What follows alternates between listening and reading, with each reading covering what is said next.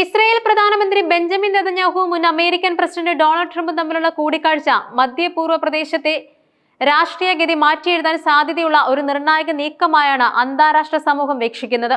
ഗാസയിലെ സംഘർഷം അവസാനിപ്പിക്കുന്നതിനുള്ള ഒരു സമഗ്ര കരാറിന്റെ പ്രഖ്യാപനം ഈ കൂടിക്കാഴ്ചയുടെ മുഖ്യ അജണ്ടയായി മാറുമെന്ന അഭ്യൂഹങ്ങൾ ശക്തമാണ്. കൂടിക്കാഴ്ചയോടനുബന്ധിച്ച് ഒരു പത്രസമ്മേളനം കൂടി ചേർത്തത് ഈ ഊഹാപോഹങ്ങൾക്ക് കൂടുതൽ ശക്തി പകർന്നു.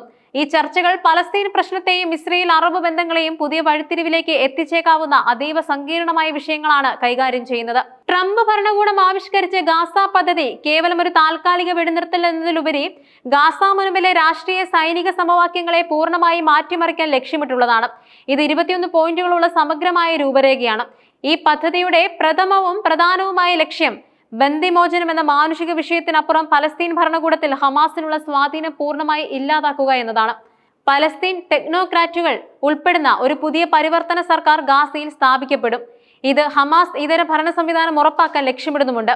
ഹമാസിന്റെ സാന്നിധ്യമില്ലാത്ത പ്രദേശങ്ങളിൽ ഒരു അന്താരാഷ്ട്ര സ്ഥിരതാ സേനയെ വിന്യസിക്കുകയും ചെയ്യും.